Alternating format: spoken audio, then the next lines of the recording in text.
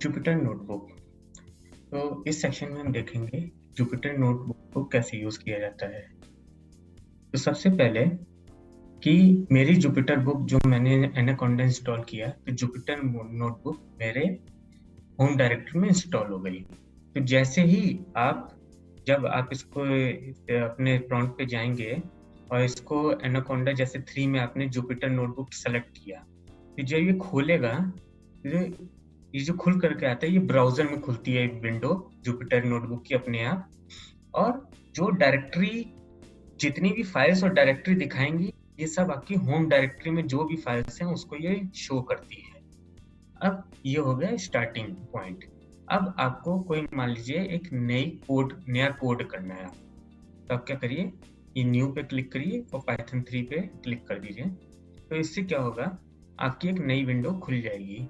अब इसमें देखिए जो ये अनटाइटल्ड फाइल लिखा है, इसको आप रीनेम कर सकते हैं, जैसे कि डेमो फाइल, कुछ भी आप दे सकते हैं नाम।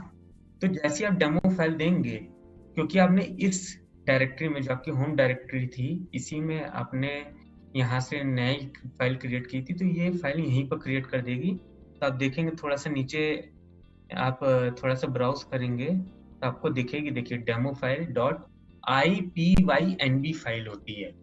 जो भी जुपिटर की फाइल होगी, जो मैं रिसोर्स आपको अटैच करूंगा कोर्स में, अगर उस फाइल का नाम ipynb फाइल है तो वो जुपिटर की फाइल होगी।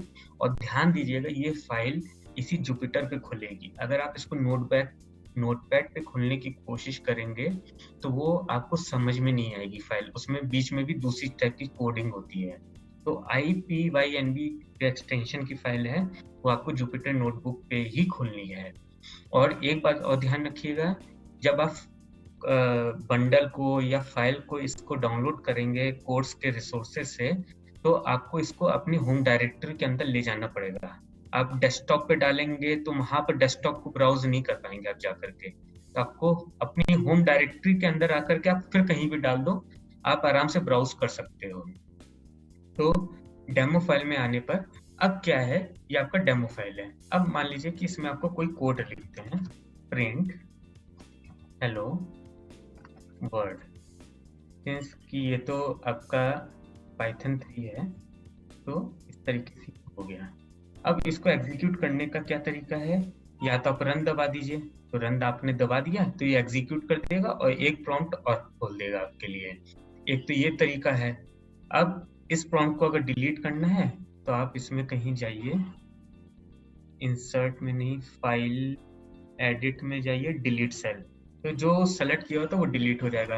अब एक तो आपने डायरेक्ट रन को दबाया था, अब दूसरा तरीका क्या है, कंट्रोल एंटर दबाएंगे, कंट्रोल प्लस एंटर, आपका एग्जीक्यूट कर देगा, लेकिन आपका एक नया विंडो ये क्रिएट नहीं करेगा, यहाँ पर एक नया प्रॉम्प्ट क्रिएट नहीं करेगा कोडिंग के लिए। तो आप क्या करेंगे, इसका दूसरा तरीका भी, एक और तरीका भी है, शिफ्ट प्लस एंटर करेंगे तो एग्जीक्यूट भी कर देगा, एक नया आपके लिए विंडो खोल देगा जिसमें आप कोड कर सकते हो। तो ये बहुत सिंपल तरीका है इसको यूज करने का। और कई बार ये भी होता है, अगर टाइम लेता है तो यहाँ पर स्टार मार्क, मैं उसको हाईलाइट कर देता हूँ। यहाँ पर क्या है कि अगर आपने एग्जीक्यूट किया कोई कमांड या कोई लाइन ऑफ कोड, और अगर यहाँ पे स्टार बन के आ रहा है, तो इसका मतलब है वो अभी समय ले रहा है। आप और कहीं पर टच मत करिएगा, वरना आपकी स्क्रीन हैंग भी हो सकती है। तो इस बात का ध्यान दें कि जब वो कंप्लीट हो जाएगा तो यहाँ पर कोई नंबर लिख करके आ जाएगा, तभी आप फिर बाकी की विंडोज को छुएं। अब एक कोड को देखते हैं हम, ये कोड है मेरा। अच्छा, अब ये कोड क्या है कि मैं कैसे खोला इस फाइल को, मैं अभी बंद कर देता हूँ, फिर से खोल के दिखाता हूँ आपको। तो ये मेरी होम डायरेक्टरी के अंदर मैंने एक फोल्डर क्रिएट किया हुआ है, गिटहब। अब गिटहब के अंदर ये मैंने जितनी भी मेरी गिटहब में जो रिपोजिटरीज है उनको यहाँ पर कॉपी किया हुआ है, सिंक किया हुआ है। तो इसके अंदर ये मेरा यूडेमी का कोर्स है, और इसके अंदर ये एक फाइल है लॉजिस्टिक रिग्रेशन। अब मैंने इसको क्लिक की और ये आपकी खुल के आ गई फाइल, ये आपकी फाइल आ गई। अब इसमें देखिए सबसे इम्पोर्टेंट बात ये है कि ये जो इंपोर्ट कर रहा है यहाँ पर, इसको मैं जैसे कॉपी करता हूँ और सिर्फ इस कोड को रन करके दिखाता हूँ आपको। तो एक इंसर्ट टैब, इंसर्ट सेल एवर, तो एक ये सेल ये इंसर्ट कर देगा। यहाँ पर मैंने कॉपी की और इसको आपका मान लीजिए कि मैं कुछ ऐसे दे देता हूँ थोड़ा सा, और इसको एग्जीक्यूट करता हूँ। तो अब क्या है, देखिए ये स्टार मार्क है, इसका मतलब है ये अभी रन कर रहा है, तो आपको इसको कहीं से भी टच नहीं करना है, इसको करना है। अब देखिए ये एरर आ गई, क्या एरर आई है, एक बार स्क्रॉल करके आएंगे, फाइल डजंट एग्जिस्ट। ठीक है, अब इसका फाइल क्या है, data social network ads dot CSV।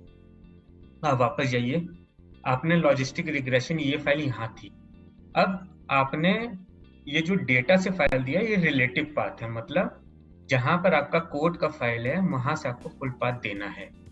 तो आप क्या करिए कि यहाँ पर जाइए वापस और डेटा देखिए, डेटा डायरेक्टरी कहाँ है, डेटा डायरेक्टरी ये है और इसके अंदर क्लासिफिकेशन है, फिर सोशल नेटवर्क एड्स है। तो आप इसमें जाइए और classification social underscore network ads dot CSV ये आपने दिया। अब मैं क्या करूंगा, कंट्रोल एंटर दबा दिया, एग्जीक्यूट। देखिए अब ये तुरंत एग्जीक्यूट भी हो गया। आप चाहे तो यहाँ पे इसको ये भी कर सकते हैं, प्रिंट कर दीजिए डेटा सेट को, तो आपको पता चल जाएगा सही। देखिए डेटा सेट प्रिंट हो गया, मतलब आपका इंपोर्ट सही हुआ है। इसमें ध्यान देने वाली बात यह है कि मैंने कुछ जगह पर आपका जुपिटर नोटबुक यूज की है, वो फाइल मैंने जिप बना करके अटैच की हुई है, और उसमें जो मैंने CSV फाइल है वो इस तरीके से दी हुई है क्योंकि ये मेरा डायरेक्टरी स्ट्रक्चर है, जिस तरीके से मैंने इसको स्टोर किया है। तो इस बात का आप ध्यान बहुत रखिएगा। वो जिप फाइल लीजिए, आपको कहीं भी खोलना, हर जगह आप खोल करके उसको नहीं एग्जीक्यूट कर पाएंगे। आप अपनी होम डायरेक्टरी के अंदर जाइए, वहां कॉपी करिए, और जब ये फाइल आप खोलें .p ये जो भी फाइल है आपकी कोड की, तो उसमें जब रीड CSV करेंगे तो उस बात का ध्यान दीजिएगा कि जो CSV फाइल है उसका पाथ सही है कि नहीं। ये बहुत ज्यादा जरूरी है, सबसे ज्यादा गलतियां इसी में होती हैं जब आप पहली बार यूज करते हैं। 2-3 बार आप यूज करेंगे, आप आराम से समझ जाएंगे, फिर आपसे गलती नहीं होगी। तो शुरुआत में बस इस चीज का ध्यान रखने वाली बात है। तो अगले सेक्शन में हम फिर मिलेंगे, तब तक के लिए धन्यवाद।